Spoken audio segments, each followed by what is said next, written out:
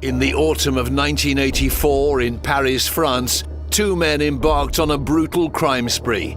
Welcome to WatchMojo, and today we're looking at serial murderers who notoriously terrorized a particular metropolitan area, region, or country. When I was on the street, I was a loner. I stayed to myself. I really had no contact with people. You know, I didn't think about other people's feelings and needs. David Berkowitz, New York, USA. Infamously known as the Son of Sam, Berkowitz terrorized New York City during the mid-1970s. Between 1976 and 1977, Berkowitz carried out a series of shootings, killing 6 people and wounding 7 others. And it's something that we all have to worry about. What is your wife saying? She wouldn't even come out tonight. He left cryptic letters at his scenes, taunting the police and media, which heightened public fear and anxiety. Berkowitz claimed that a demonic entity communicated through his neighbor's dog and commanded him to kill. As far as I'm concerned, that was not me. I hate that name. I despise that name. Which name? That moniker, Son of Sam. That was a demon. The intense manhunt for the Son of Sam dominated headlines, capturing the city's collective attention. He was eventually apprehended in August of 1977, bringing relief to the city. Berkowitz was sentenced to 6 consecutive life terms and remains incarcerated, his actions leaving a lasting scar on New York City. That was just a break from reality. And thought I was doing something to appease the devil. I'm sorry for it. Peter Sutcliffe, West Yorkshire, England. The Yorkshire Ripper was a source of enormous fear in the West Yorkshire area of England from 1975 to 1980. The whole of Britain was terrified by the elusive murderer who seemed to kill for his own enjoyment. His brutal attacks on women, resulting in 13 deaths and numerous injuries, caused widespread panic. Sutcliffe's ability to evade capture for years despite intense police efforts added to the public's unease. And even Peter Sutcliffe himself has said, I got to the point where I thought I must be invisible. So he got to a stage where he felt untouchable. He felt so powerful, he thought that he was never going to get caught. His modus operandi often involved bludgeoning and stabbing his targets. Sutcliffe was finally arrested in 1981 for driving with false license plates, leading to his confession. His trial and subsequent life imprisonment brought some relief to a region that had lived in fear for half a decade. Sutcliffe's legacy casts a deathly shadow over the lives he took and the lives he left behind. Andrei Chikatilo, Rostov-on-Don, Russia. This butcher of Rostov was an enduring horrifying menace in Rostov-on-Don and surrounding areas between 1978 and 1990, and committed the gruesome murders of at least 52 people. When they found some of the victims, you could still see the reflection of horror in their eyes. It was very hard to look at. Chikatilo's killings were marked by extreme violence, including mutilation and cannibalism. The Soviet authorities struggled to capture him, often misdirected by the assumption that the killer had mental health issues or was unhoused. Despite clear evidence that a serial killer was on the loose, Soviet police and the Communist Party-controlled media refused to release any information. In the absence of real facts, rumors spread throughout the region. Chikatilo's eventual arrest in 1990 came after he was spotted at a murder scene and linked through blood evidence. His trial revealed the horrifying details, and he was executed in 1994, ending one of Russia's most infamous criminal sprees. In the aftermath of his execution, writers, reporters, and victims' families attempted to find some trace of humanity in Andrei Chikatilo. But in many ways, this man, who committed extraordinarily cruel crimes, remains an enigma. Ivan Milat, New South Wales, Australia. Dubbed the backpacker murderer, Milat was responsible for the deaths of 7 backpackers in New South Wales between 1989 and 1992. Police describe the murders as premeditated, committed with unspeakable horror, cruelty and savagery. The victims' remains were discovered in the Belangolo State Forest, showing signs of brutal torture. The case instilled deep fear among travelers in Australia. His actions so twisted and so evil that to the world, he'll always be known simply and notoriously as the backpacker murderer. Milat's arrest in 1994 followed a meticulous investigation that linked him to the murders through forensic evidence and survivor testimony. His trial in 1996 resulted in life imprisonment without parole. Milat's crimes had a profound impact on the perception of safety for international backpackers in Australia. How would you describe the mind of Ivan Milat? I think the mind of a monster. He was definitely a man with a very evil side to him, a man who got his kicks out of these deviant acts, if you like. Jack the Ripper, London, England. Jack the Ripper is one of history's most enigmatic serial killers, active in London's Whitechapel district in 1888. In the autumn of 1888, the East End of London lived in terror. The killer's modus operandi involved gruesome mutilations of at least 5 women, primarily women who worked in the sex trade. The lack of a clear suspect, despite numerous investigations, contributed to a climate of fear and speculation.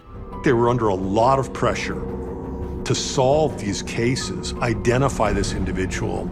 The mystery surrounding Jack the Ripper's identity has inspired countless theories and extensive media coverage over the years. The case remains unsolved, but it has left an indelible mark on London's history, symbolizing the darker aspects of the Victorian era. Even at the time of the murders, he was becoming mythology. And then you start getting the man with the top hat and the cape and the little bag, so he's almost being given a supervillain image that people can latch onto. Richard Ramirez, Los Angeles, USA. The Night Stalker was the embodiment of terror in Los Angeles during 1984 and 1985. The Night Stalker killed at least 13 times, 13 people who were awakened in the night to face death. At least 15 others survived his brutal attacks. His string of atrocities included home invasions, assaults, and murders, often accompanied by satanic rituals. Ramirez's random and brutal methods caused widespread panic. He targeted people of all ages, killing 14 people and committing numerous other acts of violence. Satan is a stabilizing force in my life. It gives me a reason to be, an excuse to rationalize. Ramirez was finally captured in August 1985 when citizens in East Los Angeles recognized him and restrained him until police arrived. His trial and conviction brought an end to one of the most fear-inducing crime sprees in Los Angeles history.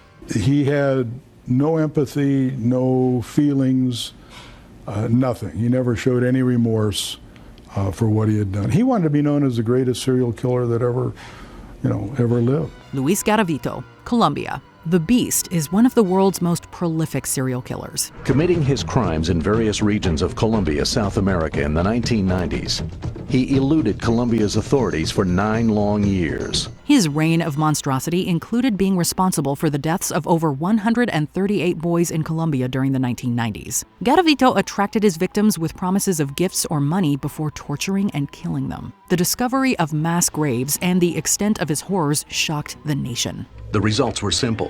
Garavito had been in every one of the crime locations. Investigators fed hotel reports, testimonies, and evidence into the system. And what came out was confirmation that Garavito was their man. Garavito was apprehended in 1999, and his detailed confessions revealed the horrifying scale of his atrocities. He was sentenced to 1,853 years in prison, a sentence that, while significant, still seemed insufficient for the lives he took. Garavito defended himself by saying that in every instance, he had been possessed by a malignant spirit. Thierry Paulin, Paris, France. Thierry Paulin, known as the Monster of Montmartre, brutally killed at least 21 elderly women in Paris during the 1980s. 2 men embarked on a brutal crime spree. In just 6 weeks, they attacked 9 elderly women in their homes, intent on taking their money and their lives. Bodies were often found savagely beaten and strangled, with their homes robbed of valuables. Paulin created a climate of fear, particularly among the elderly. I don't think we can say that he was a serial killer, because a serial killer is a sadistic individual who takes pleasure in killing, who kills for the sake of it, for the pleasure of killing. That wasn't Paulin. With the proceeds from his crimes, he lived a lifestyle that included drugs, clubbing, and lavish parties. Paulin was arrested in 1987 after a failed robbery and confessed to his crimes while in custody. He died of AIDS in 1989, leaving behind a legacy of horror in the Parisian community. Paulin escaped the trial. Unfortunately, it was AIDS that killed him. And of course, we can lament the fact that the mastermind, the instigator, was never brought to justice. Fritz Haumann, Hanover, Germany. Yet another butcher nicknamed killer. The Butcher of Hanover was active in the 1920s, preying on young men and boys in Hanover. Howman lured unsuspecting victims with promises of work or shelter, only to murder and dismember them. He sold off their personal belongings, with his actions also leading to rumors of cannibalism. Howman was arrested in 1924 after a thorough investigation linked him to the disappearance of numerous youths. His trial revealed the extent of his gruesome acts, and he was executed by guillotine in 1925, bringing an end to one of Germany's most notorious crime sprees. Before we continue, be sure to subscribe to our channel and ring the bell to get notified about our latest videos. You have the option to be notified for occasional videos or all of them. If you're on your phone, make sure you go into your settings and switch on notifications. Javed Iqbal, Lahore, Pakistan. This depraved killer confessed to the murders of 100 boys in Lahore during the late 1990s. His detailed accounts included keeping photographs of bodies and then dumping them to dissolve in acid. Iqbal's arrest in 1999 followed his own letters to the police and newspapers, outlining his crimes. The case highlighted severe deficiencies in Pakistan's child protection systems and shocked the entire nation. Iqbal was sentenced to death, but he died under suspicious circumstances in his cell before the sentence could be carried out, leaving many questions unanswered. What other infamous killers could have made this list? Let us know in the comments. Check out these other clips from WatchMojo, and be sure to subscribe and ring the bell to be notified about our latest videos.